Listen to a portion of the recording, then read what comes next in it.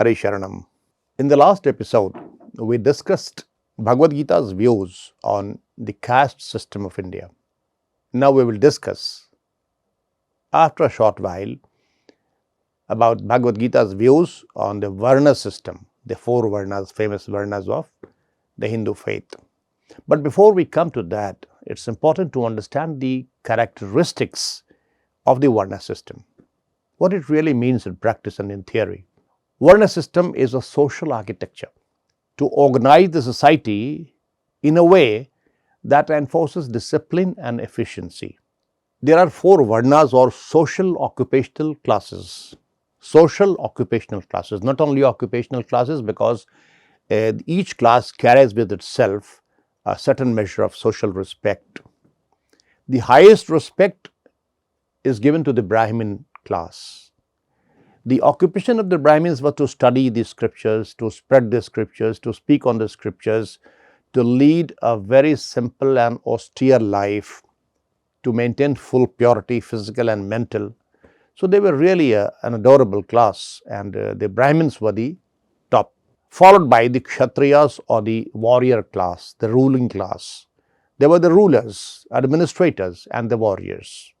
The third class, social occupational class, was that of the merchants and the agriculturists. And the fourth was the service providers, those who provided all kinds of services to different classes. So this was the social architecture, which was said to have been created by God himself. Now, when God creates something specially, then it acquires a certain amount of sanctity. So it was sanctified. Everywhere in the world, there has always been a classification of duties. Naturally, some are warriors, some are priests, some are merchants, some are laborers. But nowhere in the world, the occupational system was given an iron frame supported by divine right. In India, in the Hindu faith, it happened. Now, the Varna system has three main characteristics. One is that there is no vertical mobility in it. From the lower chamber, one cannot go to the upper chamber. A Shudra, born a Shudra, will always remain a Shudra, a manual laborer or a service provider. Mind you, they are not slaves, by the way, they have their own rights. Now, the person belonging to or born into a mercantile class could not become a warrior and an administrator. A warrior and a ruler could not become a Brahmin. So this vertical mobility was banned. The second characteristic was that the higher the class, the greater the respect for him or them. And there was a tendency to look down upon the Shudras, the lowest classes. And this disregard or contempt resulted often in not allowing them to touch you, or you could not touch them. Even if their shadow fell upon you, you will have to take a bath to restore your purity. And the third mark was that there could not be intravarna marriages. A Brahmin could only marry a Brahmin, a Kshatriya could only marry a Kshatriya, a Vaishya could marry a Vaishya, and a Shudra could marry only to a Shudra. Now, this seems to be a very peculiar system to the Westerners, and there have been many studies on the caste system of India, notably by a French sociologist called Louis Dumont.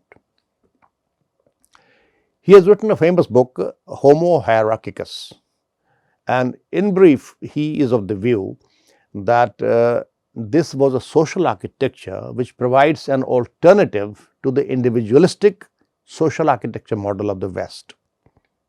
He says this was a holistic model. It took interest not only of the aspirations of the individual, but the entire society.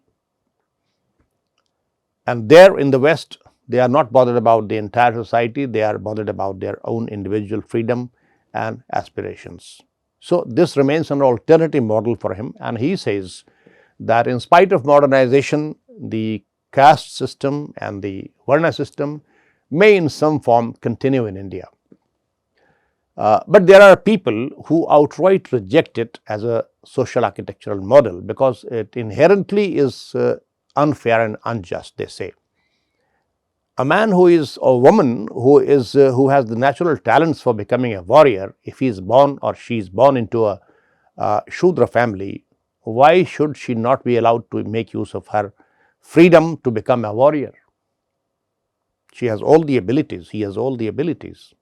So, this is the basic objection to the lack of vertical mobility in the Varna system by many people. Then a greater objection comes because of the untouchability part of it, how demeaning it is to treat somebody as an untouchable.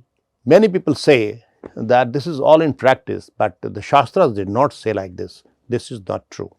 Almost all scriptures of Hindu faith, barring the Bhagavad Gita, encourage this practice. I will quote when the time comes. There is another section of scholars who point out a very different and very important factor.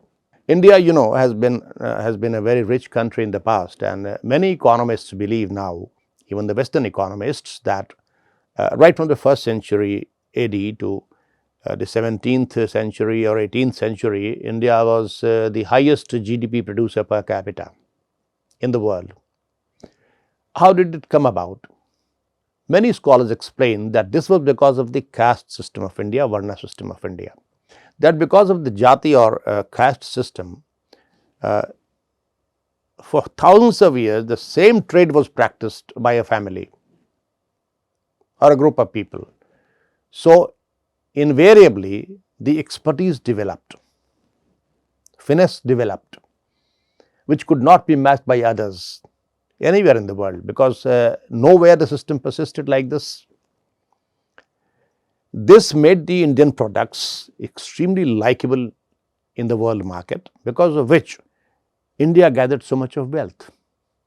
So, behind the wealth of India in the past was also the caste system of India.